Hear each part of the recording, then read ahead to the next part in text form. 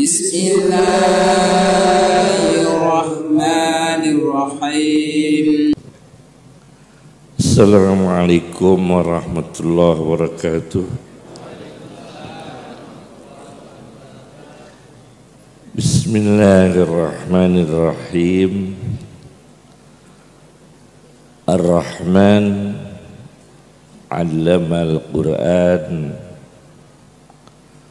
'allamal insana ma lam ya'lam, wa 'allamaka ma lam takun ta'lam. Nusalli wa nusallimu ala Muhammadin sayyidil anam wa ala alihi wa ashabihil kiram, amma ba'd. Para kiai, para ulama yang kami hormati, hadirin hadirat yang dimuliakan Allah. Pertama, kami sampaikan bahwa di hadis Nabi Muhammad SAW di Sahih Bukhari dijelaskan setiap bulan Ramadan, malam bulan Ramadan, malaikat Jibril selalu hadir tiap malam membersamai Rasulullah SAW untuk darusan Al-Quran. Rasulullah darusan Al-Quran dengan malaikat Jibril setiap malam di bulan Ramadan. Imam Bukhari di situ mencatat pengaruh ini, pengaruh dari darusan tiap malam, pengaruh pertemuan beliau dengan malaikat Jibril tiap malam, peningkatan kejiwaannya berbeda.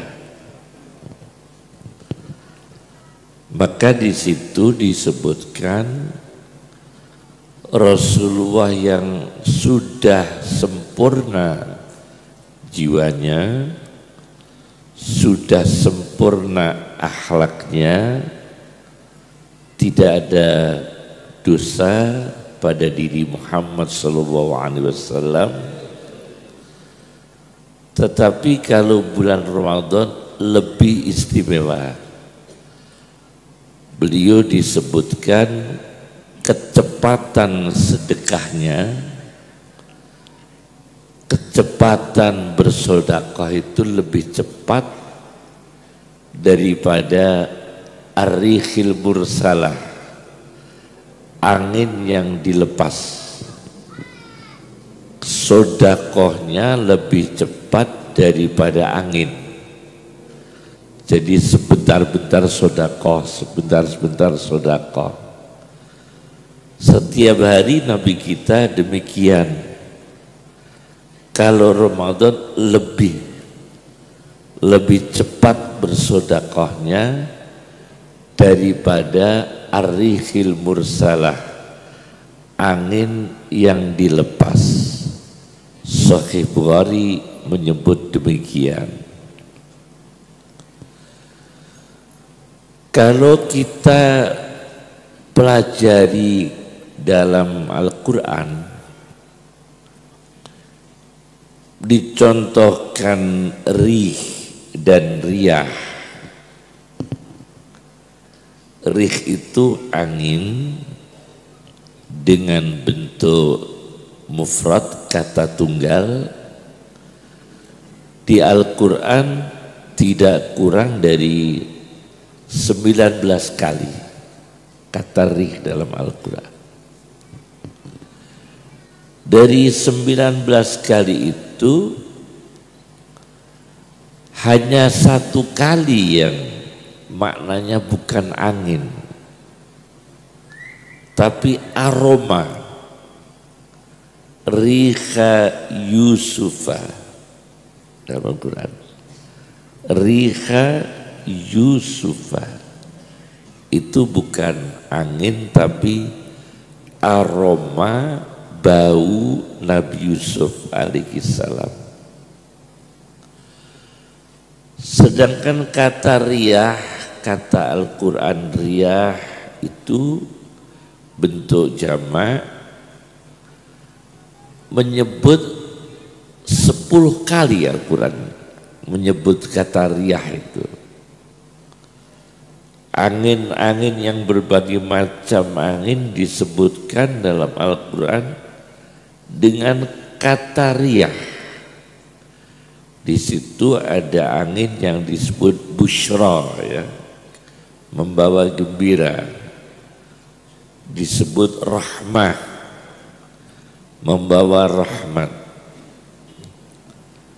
Ada lagi yang bukan rahmat, ada sorsor, angin-angin siksa, ya.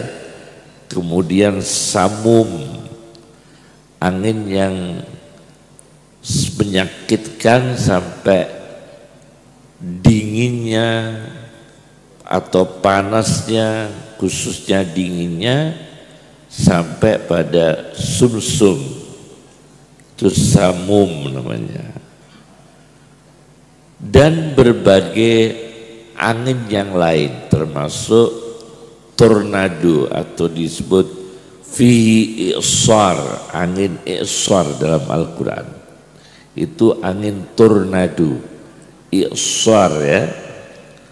Nah, tapi Rasulullah itu ditasbihkan, diserupakan kecepatan sedekahnya lebih cepat daripada angin di bulan Ramadan. Nah, sifat ini secara sunnatullah yang kita anehkan itu terjiwai oleh umat Islam sedunia. Dari mana itu terpanggilnya? Umat Islam sedunia itu kalau Ramadan sedekahnya lebih semangat. Begitu. Polisinya juga begitu, tentaranya, ulamanya, pedagangnya, sedekahnya lebih semangat. Bahkan saking semangatnya, kadang-kadang zakat mal dibarengkan Idul Fitri semua. Dan itu tidak lazim dalam fikih Islam, karena zakat harta itu diukur dalam nisab dan haul setahunnya itu. Kalau dia mulai usahanya itu Dzulhijjah, ya insya Allah zakatnya ya Dzulhijjah.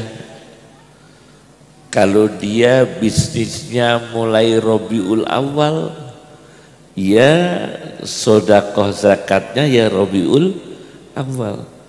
Tapi saking awamnya semangat bulan Ramadan, orang berzakat bukan hanya fitrah, zakat harta, zakat bahkan pertanian dibarengkan Idul Fitri. Panennya sudah Recep sudah panen itu belum zakat tani. Nanti nunggu Idul Fitri semua, nunggu Ramadan semua. Ini saking awamnya. Jadi apa ya, semangat menjadi salah, ya. Mestinya umat Islam ini mengikuti syariat Nabi, zakatnya jangan semua diakumulasi pada bulan Ramadan. Nanti hari-hari biasa sudah sepi orang berzakat, ya. Sepi orang berzakat, tidak ada zakat yang bulan Dzulhijjah, tidak ada zakat yang bulan Maulid, karena dipusatkan di bulan Ramadan semua, yang sebetulnya Ramadan fitri itu hanya dikenal dengan zakat fitrah. Ya. Jadi harus disesuaikan dengan fikihnya ya.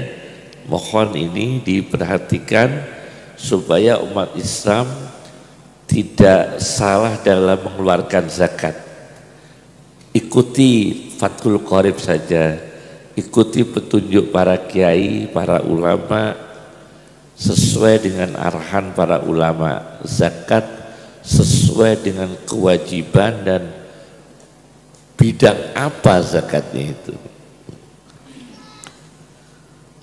Al-Quran,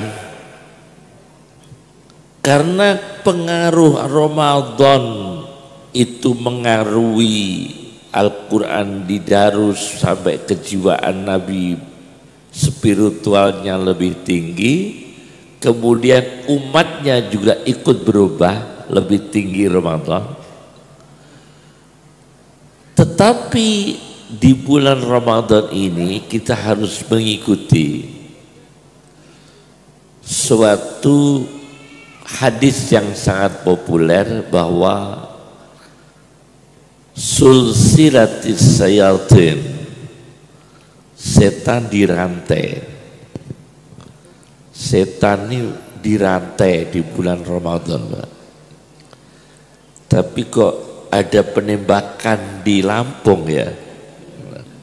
Padahal setan sudah dirantai ya. Setan itu dirantai. Ya. Para ulama memaknai yang dirantai itu setan jin, bukan setan manusia, karena setan manusianya masih banyak. Yang dirantai setan jin. Kemudian setan manusia itu berarti dominan dalam bulan Ramadan, bukan pengaruh setan jin. Karena menurut teori Al-Quran, transformasi perubahan manusia dan jin itu melalui pengaruh. Yuhi ba'duhum ila ba'din zukhrufal qawli ghurura. Jadi setan itu saling membawa pengaruh. Yuhi ba'duhum, yuhi ba'duhum itu membawa pengaruh. Ingat saya begitu. Nah, kalau itu bukan setan jin, berarti dari mana? Ternyata wa ma tahwal anfus. Bang ini ya. Ara'aita man ittakhadha ilahahu hawa, yaitu pengaruh hawa nafsu. Jadi meskipun bulan Ramadan setan itu dibelenggu, tapi hawa nafsu kita kan masih. Ini yang masih mempengaruhi pada kepribadian kita, yang kadang-kadang Ramadan lebih nafsu daripada bukan bulan Ramadan. Nah, maka dalam Al-Quran nanti akan saya sampaikan teori-teori Al-Quran. Kata tanya dalam Al-Quran yang bentuk peringatan. Jadi Al-Quran bertanya, tapi itu peringatan, mengingatkan. Di dalam Al-Burhan fi Ulumil Quran, kitab Al-Burhan fi Ulumil Quran karya Imam Zarkashi, itu ada satu bab Al-Burhan itu lebih dulu daripada Al-Itqan fi Ulumil Quran ya. Lebih dulu daripada Mu'tarakul Aqran ya. Lebih dulu Al-Burhan fi Ulumil Quran. Kata Al-Quran dalam masalah istifham ini, Seperti Al-Quran mengatakan, afala tazakkarun, itu kan peringatan sebetulnya. Apakah maka kalian tidak sadarkan diri? Al-Quran bertanya, afala tazakkarun, itu istifham mujarradut talab, kata Imam Zarkasi dalam ilmu Al-Qurannya.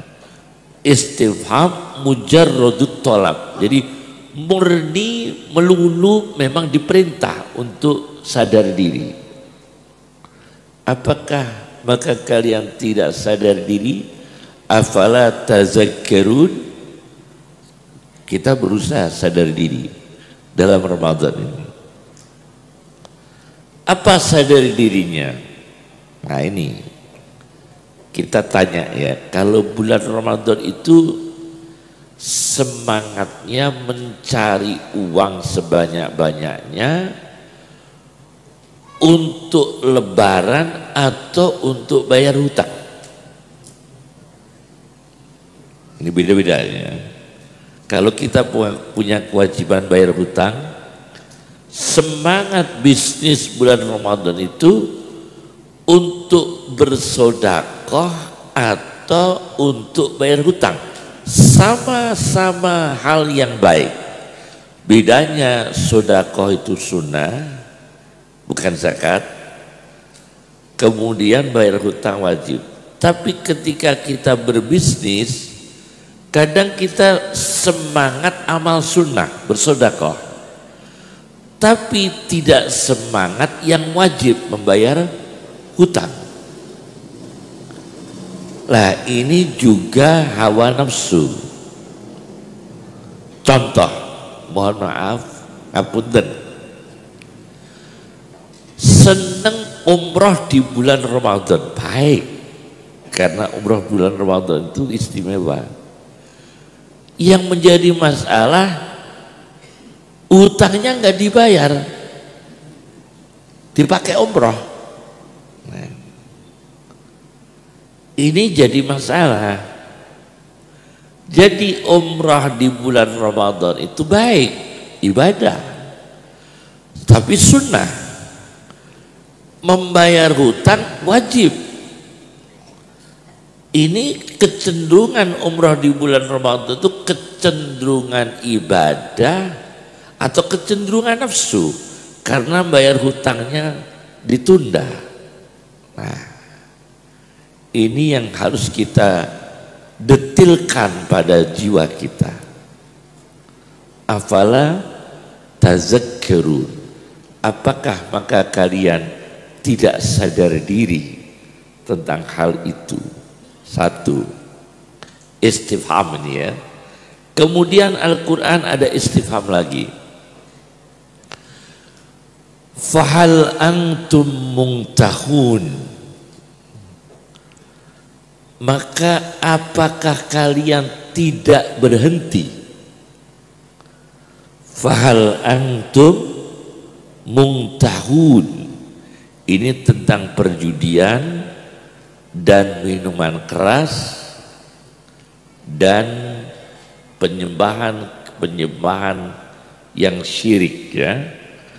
Fahal antum muntahun, maka apakah kalian tidak berhenti dari minuman keras, perjudian online dan sebagainya? Itu Al-Quran bertanya, Pak. Tapi bertanyanya ini menekan untuk berhenti. Mujarradut thalab. Yang kedua itu.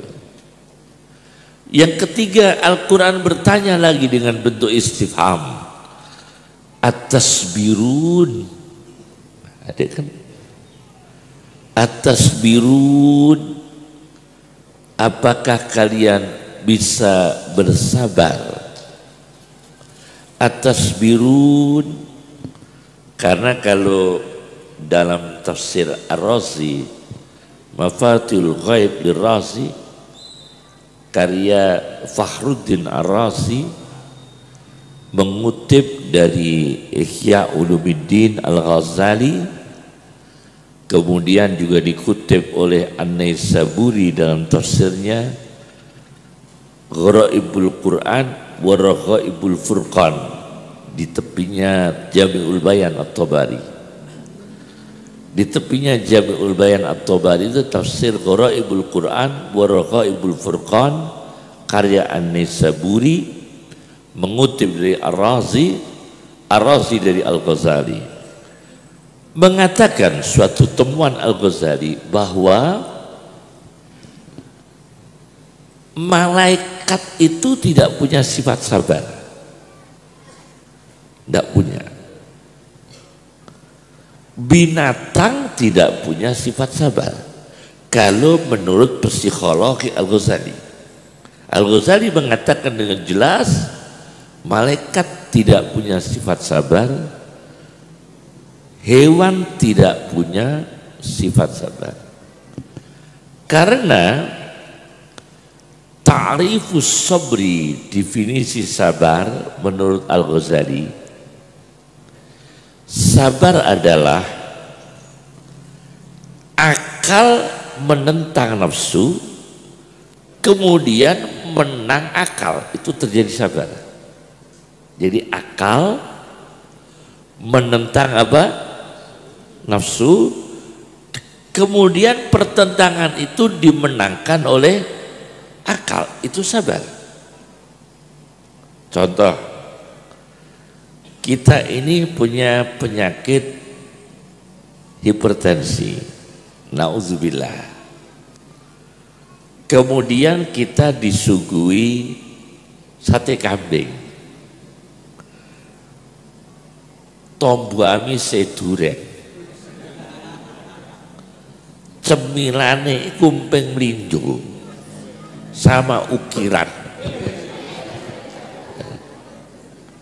sama apa? Ukiran. Jadi melinjo, ukiran, sate kambing, duren, apalagi itu nafsu suka, ya kan? Tapi akal menentang, jangan, kamu itu hipertensi, jangan minum dawet, kamu itu punya diabetes. Nah, akal mencegah, kemudian dimenangkan akal, terjadi sabar. Al-Ghazali. Kita ambisi duniawi, naudzubillah, ambisi harta benda, ambisi jabatan, kemudian akal mencegah, sudahlah, terima apa yang dianugerahkan Allah, tidak usah suap, tidak usah mengganggu kawan, tidak usah merekayasa, tidak usah melakukan hal yang tidak terpuji demi jabatan, demi harta, jangan dilakukan. Kemudian kita menahan diri, menang akal, terjadi sabar. Kalau malaikat tidak punya nafsu, tidak ada yang ditentang, hanya akal, nggak punya hawa nafsu. Maka kata Al-Ghazali, tidak terjadi pertentangan antara nafsu dan akal dalam diri malaikat. Sedangkan hewan hanya nafsu, tidak punya akal. Kalau malaikat hanya akal tanpa nafsu.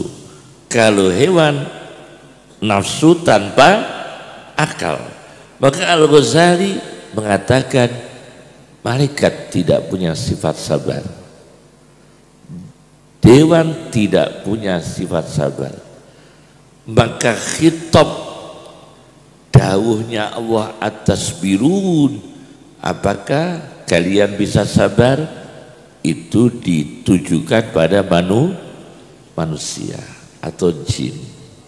Nah ini atas birun, maka kita ditanya oleh Al-Quran sekaligus diperintah, sabarlah, berhentilah tadi, sadarlah, berhentilah, sabarlah. Itu istifham semua. Kemudian ada lagi istifham, atakhshawnahum fallahu ahaqqu an takhshaw. Ketahuan manusia dengan ketahuan Tuhan, takut mana? Mencuri misalnya, berbuat dosa. Ketahuan manusia dengan ketahuan Tuhan itu takut mana? Nah ini ternyata itu tidak dibenarkan Al-Quran. Atakhshawnahu, apakah kalian takut pada manusia? Fallahu ahaqqu an takhshaw, sebetulnya Allah lah yang lebih berhak kalian takuti. Subhanallah. Al-Quran istifham, tapi itu menekan, penekanan. Kita lebih sungkan manusia daripada ketahuan Allah. Itu aneh. Hampir setiap kita melakukan dosa, kita ini termasuk kami kita ini, itu dosa kita itu takut ketahuan manusia. Tapi bersamaan dengan itu kita yakin ketahuan Allah, tapi nggak takut. Aneh kan itu ya. Ternyata Al-Quran mengkritik itu, mental seperti itu. La antum asyaddu rahbatan fi sudurihim minallah. Orang munafik lebih takut orang Islam daripada Allah. Saudara muslim lebih ditakuti dalam hati orang munafik daripada Allah. Jadi penjahat itu lebih takut dengan intel, lebih takut ketahuan intel daripada malaikat. Ya bangga itu. La antum asyaddu rahbatan fi sudurihim minallah. Jadi kalian para intel lebih ditakuti daripada Allah. Ajib, Al-Quran mengatakan begitu. Maka Al-Quran mengatakan fallahu ahaqqu an takhshaw, semestinya lebih takut kepada Allah. Nah, inilah perkembangan kejiwaan manusia ditegur oleh Al-Quran dengan kata tanya, dengan bentuk-bentuk istifham dalam kitab Al-Burhan fi Ulubil Quran karya Imam Zarkasi. Sekarang kasus-kasusnya. Kasus pertama kami baca dalam kitab Wafayatul A'yan karya Ibnu Khalikan. Ada Wafayatul A'yan, ada Al-Wafi bil Wafayat, ada lagi Wafayatul Wafayat. Nah, di situ dijelaskan ada orang namanya Mubarak. Mubarak itu banyak Pak. Dikrun Mubarak, Al-Quran itu dikir yang Mubarak. Mubarak bapaknya Abdullah bin Mubarak. Mubarak Jenang Kudus. Jadi mana? Semoga barokah. Kan ada ya Mubarak, nama ayahnya ulama Abdul Mubarak. Mubarak Al-Quran, Quran juga disebut Mubarak. Ternyata Jenang Kudus juga Mubarak. Wa hadza dzikrun Mubarak. Nah, Mubarak ini ceritanya nih,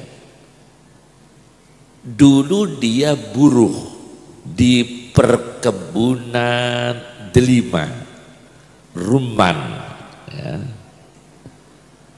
ketika menjadi buruh di perkebunan delima, berkali-kali Mubarak ini diperintah oleh majikannya untuk mengambil delima yang manis. Mubarak, tolong ambilkan delima yang manis. Begitu diambil selalu salah, selalu salah. Setiap diambil kecut, diambil lagi kecut, diambil lagi kecut. Kerja bertahun-tahun di kebun delima, nggak tahu, nggak titen delima yang manis tuh yang mana tuh nggak teliten, nggak telaten. Yang nggak telaten, nggak tahu bedakan delima manis, delima kecut, delima baik, nggak tahu dia. Selalu salah. Lalu majikannya tanya, kok salah terus? Kata penjiku dong terima kok keliru terus. Kata Mubarak, selama saya bekerja di sini belum pernah mengambil satu delima untuk dimakan. Saking jujurnya, Pak. Duh. Padahal sudah di situ, tinggal ngambil. Sudah di situ, sudah di dalam kebun. Sewaktu-waktu makan delima kan bisa, tapi ternyata belum pernah sama sekali. Mubarak, Masya Allah, bersih sekali rezekinya ya, bersih sekali. Karena sudah ada di situ, kok nggak ngambil? Padahal dengan enak dia bisa mengambil, aman, tidak ketahuan majikan. Tapi nggak pernah mengambil. Nah ini kita kalau sekarang yang enggak, bukan orang dalam ikut mengambil. Ini orang di dalam aja nggak pernah ngambil. Sekarang ini bukan orang dalam, lu ikut mengambil, apalagi yang di dalam. Ini ajib sekali, pendidikan yang ajib. Akhirnya majikan ini Masya Allah tertarik dengan akhlak Mubarak ini. Akhirnya diambil menantu oleh yang punya kebun delima. Setelah diambil menantu, genetik orang soleh ini luar biasa. Dengan kepribadian yang amanah, dengan kepribadian yang takut Allah, fallahu ahaqqu an takhshaw, takut Allah, melahirkan anak yang menjadi ulama terbesar di zamannya. A'dhamu ulama'i zamanih, yaitu siapa? Abdullah bin Mubarak. Itu ulama terbesar di zamannya. Di biografinya hafal Qur'annya umur 4 tahun. Jadi Abdullah bin Mubarak itu hafal Qur'an di usia 4 tahun. Bisa dibaca di biografi beliau, misalnya kitab Khilyatul Aulia, Tabaqatul Asfiya, karya Abu Nu'aim Al-Asfahani. Kalau Imam Syafi'i 7 tahun hafal Qur'annya, kalau Abdullah bin Mubarak 4 tahun. Karena apa? Punya ayah soleh. Jadi kalau kepingin punya anak dikaruniai Allah menjadi orang yang soleh, hafal Quran, alim, akhlaknya baik, kita orang tua ini cari rezeki seperti tadi. Di dalam nggak ngambil kita ini. Padahal bisa ngambil. Bisa ngambil Pak, aman. KPK nggak tahu. Nggak tahu KPK. Tapi beliau tidak ngambil. Subhanallah, subhanallah. Lahirlah ulama Abdullah bin Mubarak. Ini karena fahal apa? Yaitu fallahu ahaqqu an tahsyau, saking takutnya kepada Allah. Kasus yang kedua, ada kitab Suffatut Tafasir karya Muhammad Ali As-Sobuni. Muhammad Ali As-Sobuni punya banyak karya terkait Al-Quran. Ada At-Tibyan fi Ulumil Quran, ada Rawa'iul Bayan ya fi tafsir ayatil ahkam, kemudian Qobas min Nuril Quran, kemudian ada lagi Suffatut Tafasir. Nah, kasus yang kedua ini tentang pengadilan dan bacanya hakim terhadap orang yang disidang. Ketika Qadhi Shuraih, seorang hakim yang terkenal, Qadhi Shuraih, ini hakim terkenal Pak, hakim agung. Ini hakim agung Pak, dalam sejarah ini. Orang hebat, Qadhi Shuraih, bukan MK, Qadhi Shuraih. Qadhi Shuraih ini pernah mengusidang, mau nyidang seorang perempuan, perempuannya menangis, sangat menangis. Di situ ada ulama namanya Asy-Sya'bi, Imam Sya'bi, ulama. Kemudian Imam Sya'bi membisiki hakimnya Qadhi Shuraih. Qadhi Shuraih, hakim agung yang mulia, ini orang menangis, sangat menangis.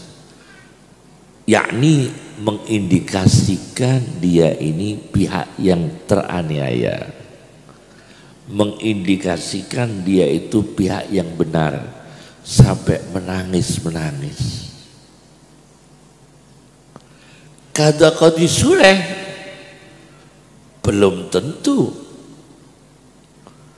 karena saudara-saudara Yusuf merekayasa untuk mencelakakan Yusuf alaihissalam, dilemparkan dalam sumur, pulang menemui ayahnya Ya'qub alaihissalam, gimana? Waja'u abahum isya'an yabkun. Mereka ini setelah berbuat jahat kepada Nabi Yusuf alaihissalam, datang menemui abah mereka, ayah mereka, waktu isya'an, waja'u abahum isya'an yabkun, sambil menangis. Apakah mereka ini orang benar? Ya dolim kepada Yusuf alaihissalam, tapi bisa menangis. Jadi sekarang ini aneh Pak, yang dolim saja bisa nangis, yang didolimi kadang malah gak bisa nangis. Ajib, aneh ini ya.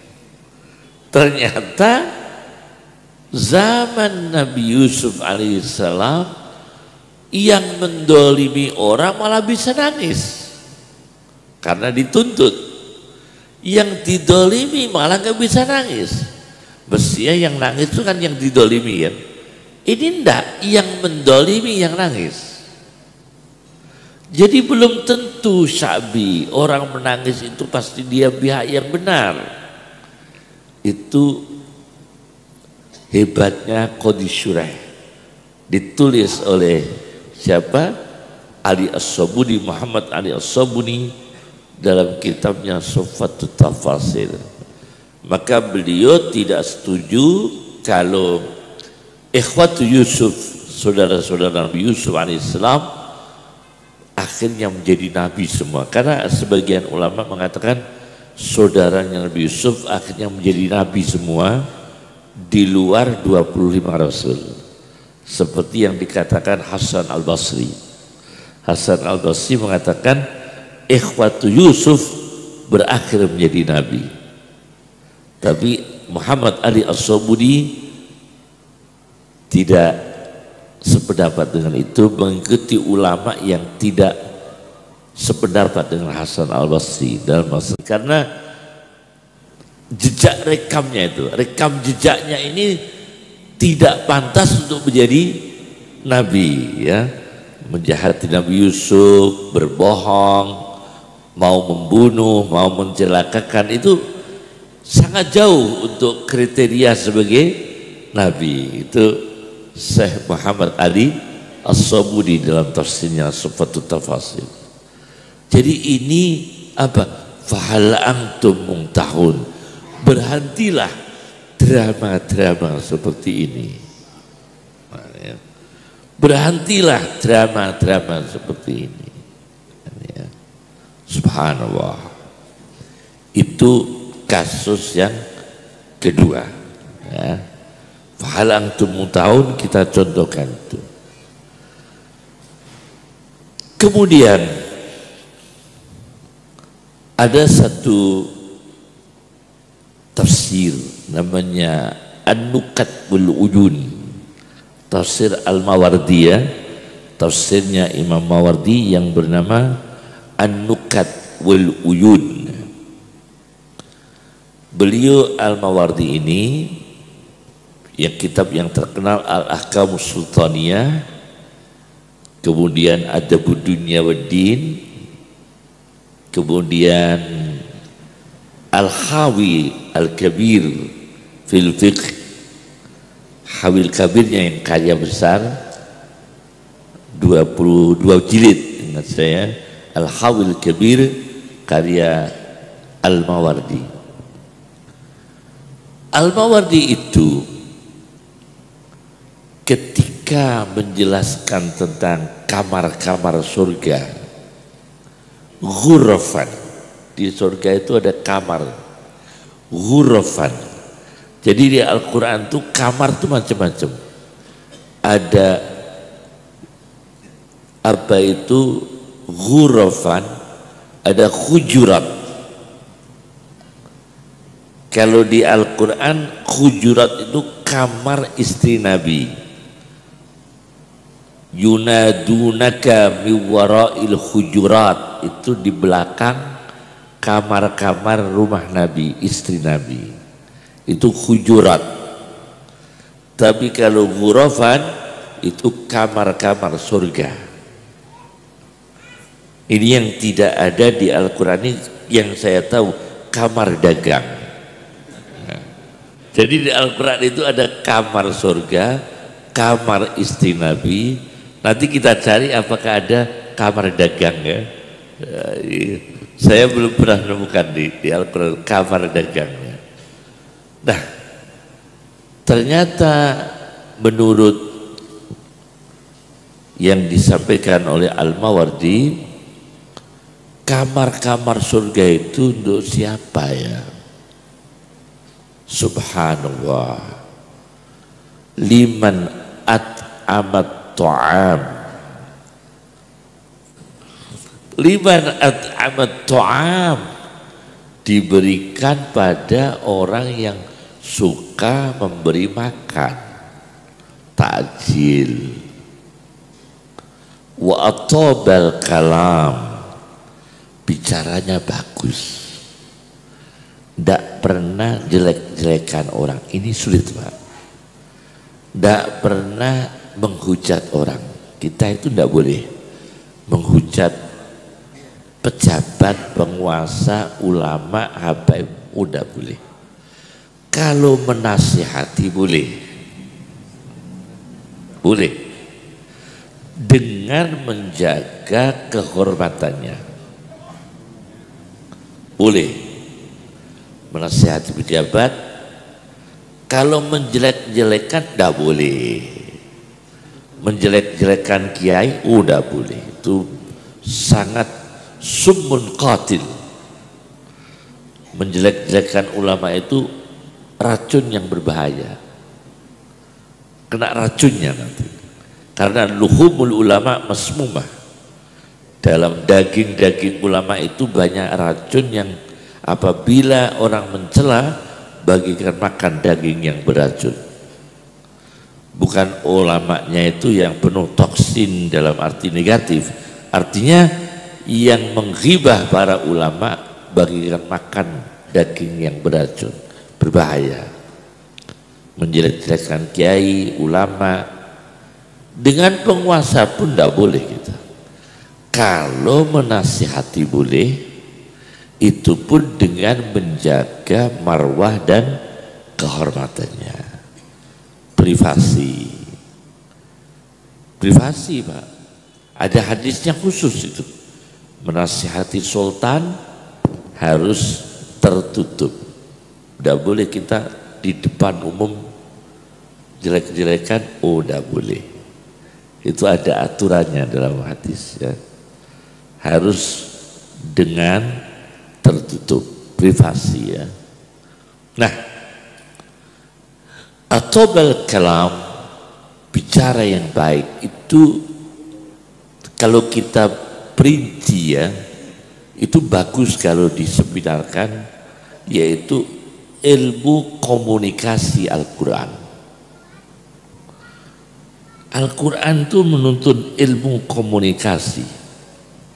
Sampai Al-Quran mengatakan qawlan hasanan, qawlan maysura, qawlan layyinan. Banyak kan ilmu komunikasi Al-Quran. Qawlan layyinan, bicara yang lembut. Qawlan maysura, bicara yang mudah dipahami. Ya kan? Qawlan hasanan, bicara yang baik. Itu cara-cara komunikasi dalam Al-Quran. Itu bagus sekali kalau dibukukan khusus, didiskusikan khusus tentang komunikasi dalam Al-Quran. Nah, bicara baik itu tidak mudah Pak. Tidak mudah bicara baik. Baik tapi keliru. Ada orang Jawa di Mekah, dia mau cari sampo. Cari apa? Sampo. Sampo untuk keramas rambut di Arab. Dia nggak tahu bahasa Arabnya sampo itu apa. Akulah ya ora ngerti bahasa Arabnya sampo itu. Taunya dia sampo itu untuk keramas, ya Bang. Untuk apa? Keramas. Dia cuma inget tahu ngaji sidik-sidik. Keramas terdiri dua kata, keraiku ketek, emas. Maka orang Jawa ini di Arab cari di warung-warung kirdun dahab, ketek emas, keramas. Bingung warungnya, kok ana wong golek ketek emas ya apa? Kirdun dahab, ketek emas. Ini jelas bicara niat baik tapi salah. Ada lagi orang Arab, saya baca dalam sebuah kitab magister, nama kitab apa itu, bukan disertasi ya, jadi tesisnya tentang sebuah sastra Arab, Al-Mustatraf fi kulli fannin mustadraf. Di situ disebutkan orang Arab itu baca Al-Quran begini, fi buyutun azinallahu an turfa'a. Ini mesti 150 pesantren tahfidz Quran. Itu Pak, 150 nih. Loh, pasti tidak ada yang baca begitu. Fi buyutun azinallahu an turfa'a. Seluruh dunia tidak ada orang baca Quran begitu. Tapi orang itu dipanggil oleh kiai di Arab, Mas, keliru bacaan itu. Bacanya yang benar fi buyutin adzinallahu an turfa'a. Ndak kiai, tetap saya baca fi buyutin. Ndak mau berubah. Akibat apa? Ngajinya sedilok. Ini ngajinya bukan jebolan pondok ini. Ini pondok jebol. Ini bukan jebolan pondok. Jadi ini bahayanya. Jadi bukan jebolan pondok, tapi ini pondok jebol. Nah, ternyata dia baca fi buyutun itu ditanya oleh ulama. Saudara baca fi buyutun maksudnya gimana? Kan kiai kalau ngajar nahwu itu rafa ditandai dengan doma. Fi buyutun, di dalam kata buyut, adzinallahu, Allah mengizinkan, ang turfa'at dibaca rafa. Loh, ini aneh.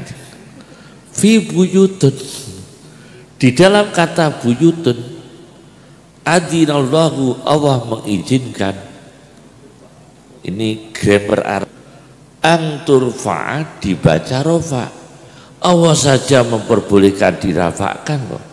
Saudara kok nggak boleh? Ini orang baca Quran wapi-wapi, oh tapi keliru Pak ini Pak. Keliru Pak ini. Ya ini sama dengan orang yang nada deringnya itu saya sudes. HP-nya itu nada deringnya saya sudes. Ya nggak pernah sholat, ya nggak pernah jamaah. Cuma nada deringnya itu ya Islam, ya saya sudes. Ada orang seperti ini. Jadi biar Pak ya, kita ini penduduk muslim yang terbesar seneng ngaji Pak, sebetulnya bangsa Indonesia ini menghormati sekali dengan agama. Sak nakal-nakal bangsa Indonesia dengan agamanya itu mencintai Pak. Saya pernah naik bis, kondektur atau kornetnya itu nelpon istrinya di depan saya, bis Surabaya Semarang. Bu, iku bocah iku kon ngaji lho Bu. Maghrib kon ngaji, poso apa ora? Lah dhewe iki gak poso, Pak. Ambek rokok jedal-jedul. Ngawuk anake ngene bis iki. Anakmu ku bar buka kok ndak ngaji lho Bu. Ojo ngluyur ngaji, poso ngaji, darusan dan lain. Iku ambil rokokan. Pikir ya. Berarti orang ini suka dengan menjadi anaknya sholat, itu seneng dia. Meskipun dia belum bisa melakukan. Itu bangsa Indonesia Pak. Bangsa Indonesia. Tetapi ini ya. Di Arab itu kan haji ilegal itu kan sering dikeluarkan Pak, tangkap keluarkan. Cara mengeluarkannya dia dibuat di Jeddah sama polisi sana, sama maklar-maklar sana. Ya kadang polisi kadang enggak, bawa. Tapi langsung ditemukan dengan taksi supaya sama bunda. Nah itu dikasih uang. Nanti itu dibuat 2 kali katanya, tak takoki wong. Buat lagi, temu taksi lagi, bayar lagi. Kok ngerti coro-coro? Lah ini orang Arab sana, ini yang kita telinga kita ndak enak. Ketularan Indonesia katanya. Lah ini yang ndak baik lah ya. Posok ngono ketularan Indonesia. Ajib sekali ya. Nah seperti itu katanya ketularan Indonesia. Lah ini kan ya aneh ya. Ketularan Indonesia itu kan ya ngajine, sergepe itu ndak ya. Daki ngono ketularan Indonesia. Itu kata orang Arab. Ini adalah bisa begini ya ketularan Indonesia katanya. Astagfirullahaladzim. Ini kita sedih Pak. Kita sedih nih. Kok bisa ke? Nah, jadi memang kita bangsa yang diberi hidayah oleh Allah, memilih agama Allah. Coro Jawa niku seneng tresno kepada Rasulullah SAW. Sudah tidak terhitung tanda-tanda bangsa kita itu cinta Rasul. Terus gak hitung Pak. Terus gak hitung belas. Wong maca sholawat iku mboten mudeng maksudnya Pak. Nggih mboten mudeng. Sing maca lah kadang gak mudeng. Sing maca, sing ngrungokno, sing kumpul, sing nggawa gendera, uncal-uncalan buah gak ngerti maksudnya. Ya ora ngerti Pak maksudnya iki diwaca ku apa. Mboten paham Pak. Mboten paham. Cuma seneng. Saking senengnya dengan Rasulullah. Ya tetap baik. Tetap baik. Atau bal kalam. Dan kemudian tak apa itu setelah atau bal kalam kemudian asyam bal qiyam, yaitu merutinkan, menyambungkan puasa dan qiyamul lail. Taba'as siyam al-qiyam atau kama qala. Itu puasa disambungkan dengan qiyamul lail. Yaitu apa? Yaitu tahajud dan sebagainya. Nah, seperti inilah orang-orang yang disebut oleh Allah, fahal antum syakirun, fahal antum syakirun, maka apakah kalian bisa bersyukur? Jadi syukurnya kita ini diwujudkan Pak. Boh piye carane? Kadang-kadang ada orang aneh Pak di Indonesia ini. Tahajud itu sregep Pak. Subuh enggak? Loh kenyataan. Terus tahajud terus gak tahu subuhan. Pokoknya tahajud. Ada orang seperti itu. Duha sregep yo gak tahu saduhur duha terus.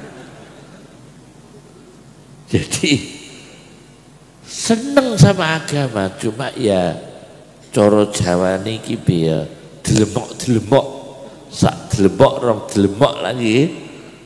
Cara ngoten niku rubah-rubah gedang delemak-delemok ngoten cara agama niku.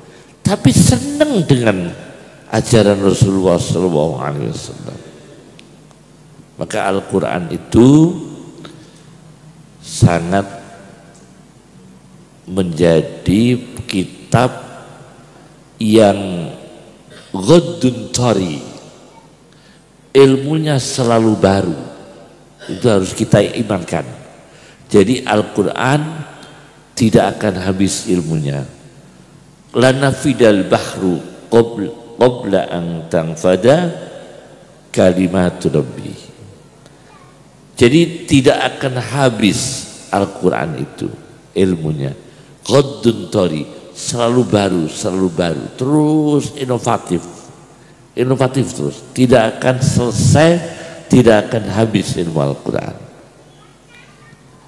Jadi kalau bicara maudhu'i, bicara tentang tematik, subhanallah. Yang terakhir dari kami, ini kan Indonesia termasuk masih awal pemerintahan yang dengan kepemimpinan yang baru, presiden yang baru, wakil presiden yang baru, kabinet yang baru. Tentunya kita berdoa kepada Allah Subhanahu wa taala supaya pemimpin kita ini diberi hidayah oleh Allah. Seperti semangatnya orang setiap khatam Quran pasti doanya ada wuzara'ahu, wukala'ahu, asakirahu, didoakan semua menterinya, tentaranya, itu dalam khataman Quran ya. Wuzara, salatin ya kan, penguasanya, sampai wukala, wakil-wakilnya, legislatifnya, didoakan semua setiap baca Qur'annya khatam. Itu berarti memang Al-Quran ini mendorong manusia untuk ketika daulah suatu negara itu berputar, daulah suatu negara dengan apapun yang ada, karena kita tidak boleh memaksakan diri, apalagi kita tidak boleh dalam ajaran Islam memberontak dengan senjata, dengan pemerintahan yang sah, tidak boleh ya. Dengan apa yang ada, yang kita tahu, tentu ada kelebihan, ada kekurangan. Setiap imarah, sultanah, kekuasaan pasti ada kekurangan dan ada kelebihan. Yang sulit itu begini Pak, ulama ini, yang bagian ulama harus menjaga marwah. Supaya apa? Supaya ulama ini masih efektif dawuhnya itu. Dawuhnya masih efektif untuk merubah, mempengaruhi penguasa. Karena kalau ulama dawuhnya, nasihatnya sudah tidak efektif, berpengaruh pada kejiwaan para pejabat, penguasa. Karena bukan karena kerasnya hati pejabat, tapi memang ulama ini kadang-kadang kurang memenuhi kriteria bagaimana mauidhohnya itu bisa ada efektifnya, ada asarnya. Tidak dipenuhi kriterianya seperti ikhlas, tidak dekat dengan suap, itu harus Pak. Karena kalau ulama sudah mau disuap, dia nasihati penguasa, udah bisa Pak. Sudah ada kartu truf yang dipegang oleh penguasa. Maka ulama itu harus, para kiai, para asatid, para penghafal Quran harus bisa menjaga marwahnya. Supaya apa? Dengan Allah dekat. Kalau dia dengan Allah dekat, dia nasihati pada penguasa, membawa perubahan, transformasi mental penguasa menjadi mental yang lebih baik. Saya ambil contoh, Ada satu surat Pak dalam Al-Quran, ayat yang artinya polisi, itu ada dalam Al-Quran. Mana ayat Quran yang artinya polisi? Kalau bahasa Arab yang polisi syurtah. Kalau dalam Al-Quran polisi yang disebutkan adalah polisi sanad uz-zabaniyah. Zabaniyah itu polisinya Allah. Kamu lihat di kamus, zabaniyah itu polisi. Sanad uz-zabaniyah. Akan aku undang zabaniyah, malaikat khusus untuk mengawasi, untuk mengeksekusi tindakan-tindakan real diperintahkan Allah kepada mereka para penjahat. Itu sebenarnya polisinya Allah, dan itu jumlahnya disebutkan dalam Al-Quran, alaiha tis'ata asyar, 19. Ada Al-Quran ya, alaiha tis'ata asyar, 19. Jadi polisinya Allah itu disebutkan 19. Dalam maksud di sini untuk mengeksekusi orang-orang yang jahat. Nah, ada orang kafir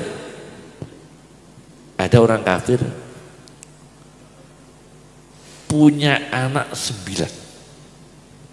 9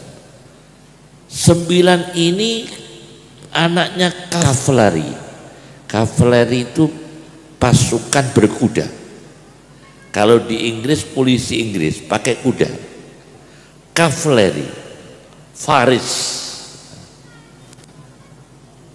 Ada orang kafir itu anaknya 9 tentara semua. Zaman Rasulullah.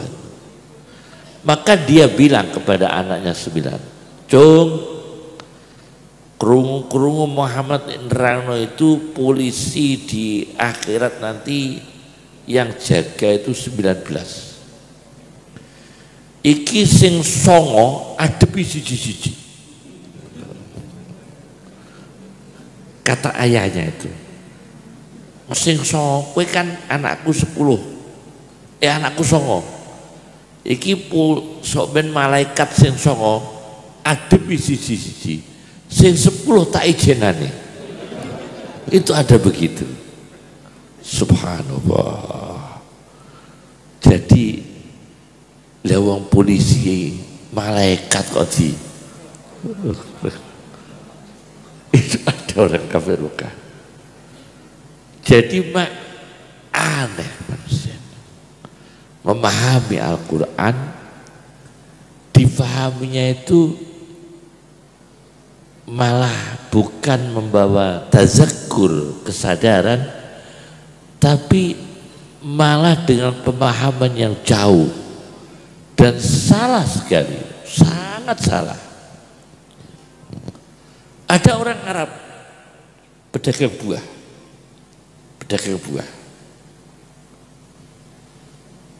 buah tin dan zaitun. Ada pembeli, tangannya ini nutup buah zaitun. Pembeli tangannya nutup buah zaitun. Yang jual buah dites sama pembelinya, "Pak, sampean dodol buah sama Quran gak?" "Saged kula maca Quran." "Coba waca." A'udzubillahi minasyaitonirrajim. Bismillahirrahmanirrahim.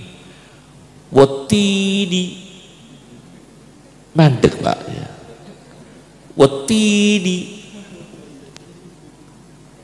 Gak diterus no, Pak. Lah pembeli ini takut, "Loh, kok pedat?" Lah zaitunnya ketutupan tangan ya. Lah ini kan aneh, Pak. Wetini. Kok gak mbok terus piye ku? Wetini. Lah itu deh ketutupan tangan ngono kok. Jadi Bang lebih parah, Pak.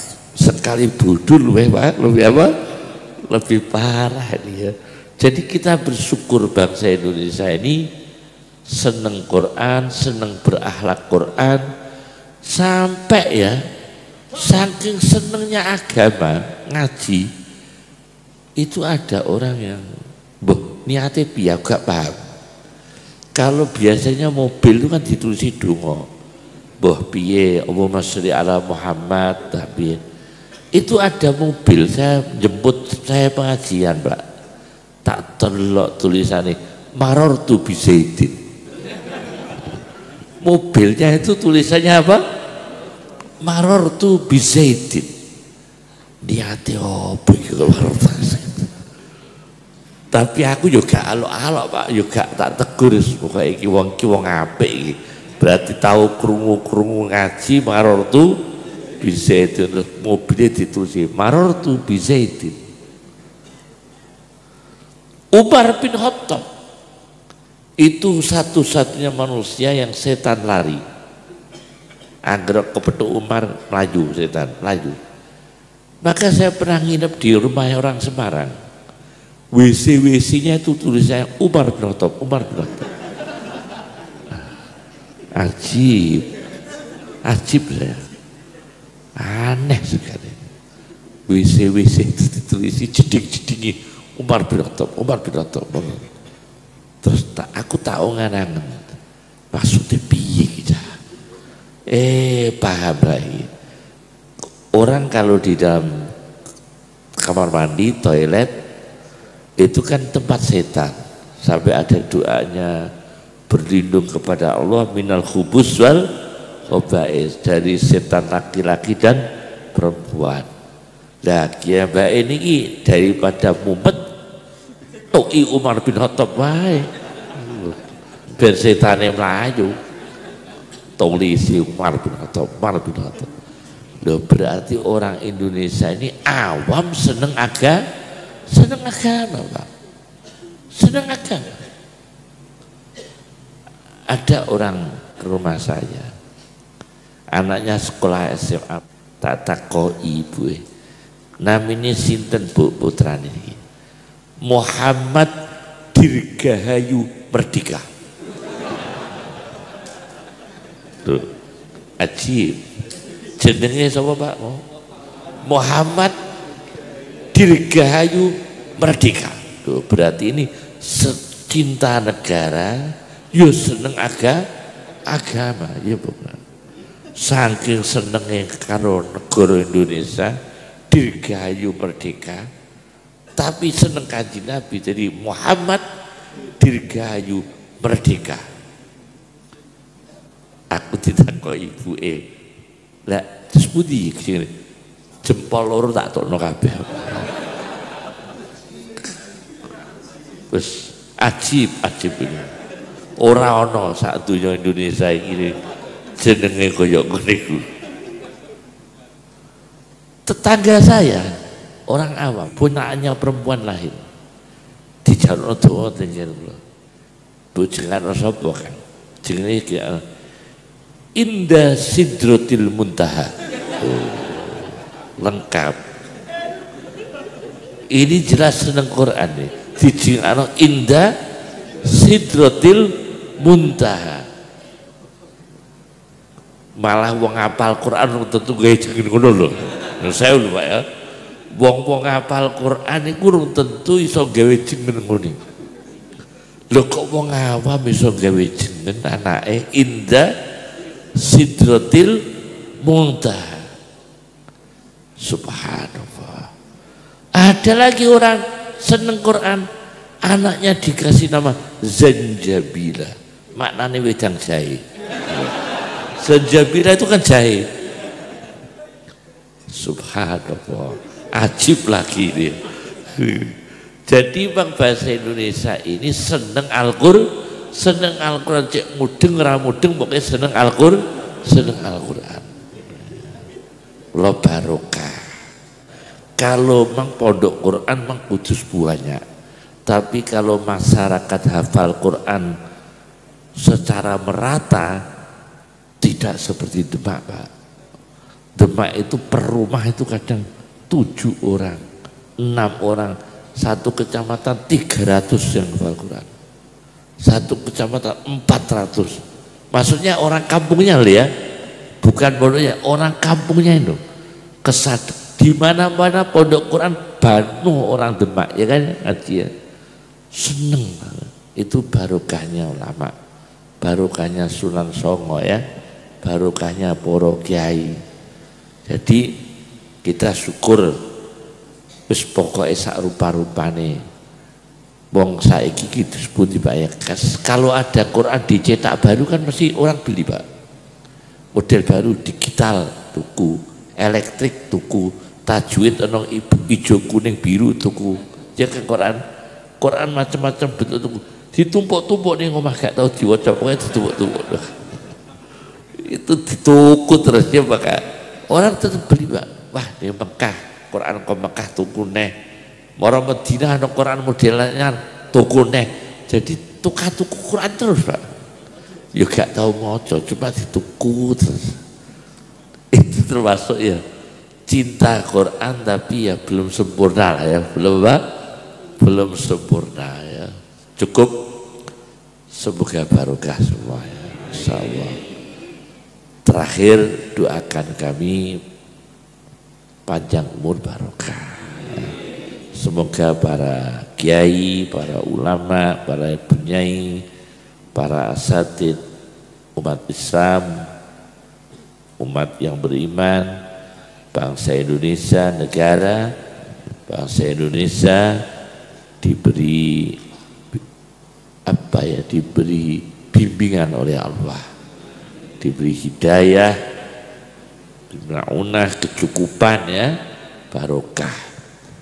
Allahumma aghdina bil ilmi wa zayyinna bil hilmi wa akrimna bit taqwa wa jammilna bil afiyah. Allahumma ja'alna min ahlil haq alladhina talabul haq minkal haq wa maj'alna min ahlil haq alladhina talabul haq minkal haq wa maj'alna min ahlil haq alladhina talabul haq minkal haq ya haq wa bil haqqi anzalnahu wa bil haqqi nazal. Sallallahu alaihi wasallam. Saya ijazahkan sebelumnya, mau saya ijazahkan doa dalam Al-Quran. Ijazah ya, mumpung ada waktu sedikit sebentar. Di dalam Al-Quran itu ada lafaz Allah berdampingan hanya satu tempat, 30 juz itu. Jadi 30 juz lafaz Allah jejer loro itu hanya satu tempat, tidak ada yang lain ya, cuma itu tok. Hatta nu'ta mislama utiya Rasulullah Allahu alam, Rasulullah Allahu alam, hanya satu itu. Nah, antara dua ini lafal Allah itu maqam mustajab, tempat terkabulnya doa. Jadi ndonga macam-macam mungkin ngono, Pak. Hatta nuta mislama utiya Rasulullah, mandek terus ndonga. Wis delok ndonga apa, njaluk apa, Allahu a'lamu. Terus dibaleni neh, hatta nuta mislama utiya Rasulullah, mandek lagi, nyuwun-nyuwun lagi, Allahu a'lam. Itu juz 8 surat Al-An'am itu ya, juz 8 halaman kedua, juz 8 halaman kedua itu ya, hatta nu'ta mislama utiya Rasulullah Allahu a'lam. Nah, itu donga mustajab, tak ijazah gak usah nggo gawan ya. Tadi yang ada saya sempurnakan lagi, wa atabal kalam, baik bicara, wa taba'as sholat wasyam, mengikutkan sholat dan puasa. Wa qama bil-lail wan nasu niyam, yaitu qiyamul lail di saat orang tidur. Semoga kita mendapatkan malam yang mulia Lailatul Qadri. Assalamualaikum warahmatullahi wabarakatuh.